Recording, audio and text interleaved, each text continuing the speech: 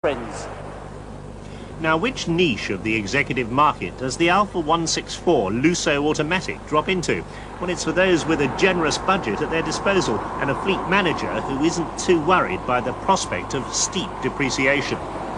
Perhaps Saab have attracted more executives to their models, but there can't be many middle management transport budgets which will stretch to accommodate this CD version. Maybe it's moved above the market it was originally aimed at. A substantially cheaper choice would be the equivalent model from Lancia's Thema range, but not enough user-choosers exercised their privilege to keep the Lancia importer independent. It's now firmly back under Fiat's wing. Now, the thing that unites all these cars is money, not what it costs to buy them in the showroom, but what it costs to develop them. Because all three cars, plus incidentally the Fiat Chroma, share the same floor pan. The manufacturers got together and they pooled their resources to come up with a new executive car. They'd all put different bodies on and different engines, but they'd share the same floor pan, and that would save them a lot of money in coming out with a new model. Now, this is the latest product of that cooperation. It's the automatic version of the Alfa 164. It's a very important car for the British market because Alfa Romeo have significantly failed in the past to crack the executive fleet sector. They can't do it with this car, they won't do it at all. And they hope to avenge with this model some of the disappointments of the past.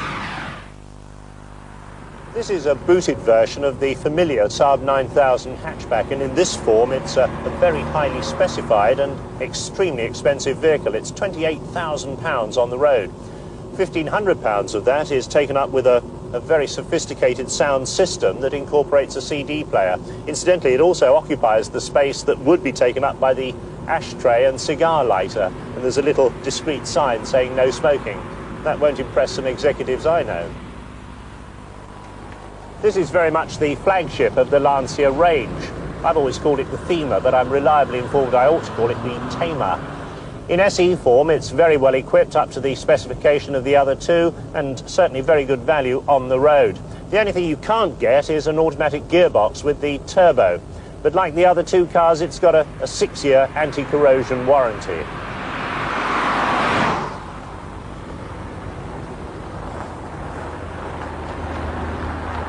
Now, while all these cars share the same floor pan and they've all got front-wheel drive, the designers have got very different ideas when it comes to power plants.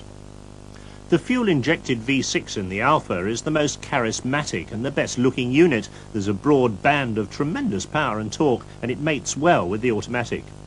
Saab's 2-litre 16-valve unit goes down the turbo road, but it's a poor match with its automatic. Seems to smother the power and hunts up and down when cruising.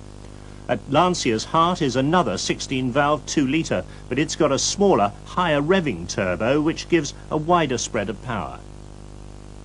The differences continue when it comes to luggage capacity. The Alfa suffers from a high sill and rather a narrow slot for inserting anything more than the standard Italian briefcase. The Saab's better, with the boot lid lifting well up out of the way, but like the others, it stores its spare wheel under the floor. Saab alone fit a narrow space-saver wheel, but at least that helps give it a much greater boot capacity. The Thema, for instance, has 18.9 cubic feet, one more than the Alfa, but 5 cubic feet less than the Saab. The Alfa Romeo betrays the influence of the stylist on the interior much more than the other two. All the minor instruments and controls come together beautifully. It's also fitted with, in the Lusso model, electric rear passenger seats, although I note on this 7,000-mile example, one of them already doesn't work. And it also means that the seats can't fold down for extra rear luggage space.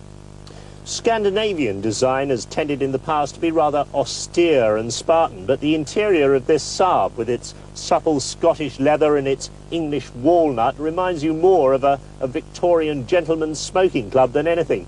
Despite that, it's the most comfortable of the three cars. Inside the Lancia, very Italian in feel, they trim it in Alcantara, a cloth that looks and feels very much like suede. There's lots of room for oddment storage in this car as well, in the door pockets down here, and it's also got the only glove box with space to rest your glasses of executive wine. So the cars are very different under the skin, but what are they like on the road? Let's find out.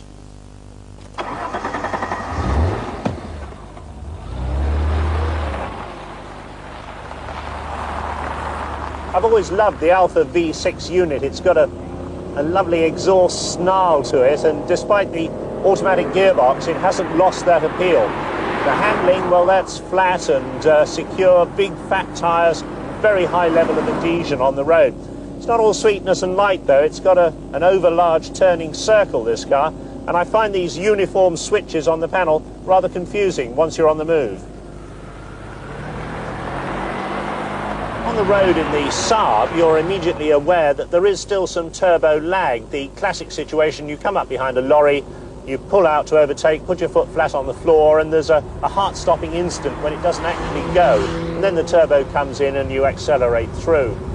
On its big fat tyres, it's got extremely high levels of road holding and adhesion. In fact, it's the ultimate gentleman's express.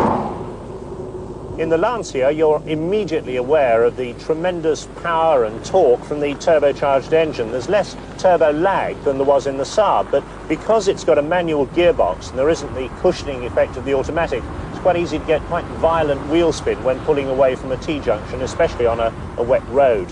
But apart from that, the handling and the tyre adhesion is very high order indeed, certainly well up to the other two cars. It's very, very fast. I mean, it does 140 miles an hour, but if you want to go completely over the top, you can even double your money and buy a Ferrari engine version. So which car to go for? Well, in fact, it's quite a difficult choice for the lucky executive because all three cars have such distinct personalities. The Alfa is undoubtedly the best looking and the best style, but I resent this loss of an inch of headroom that Pininfarina has imposed in order to get those flowing lines. The Saab, well, it's very safe and secure, it feels very well built.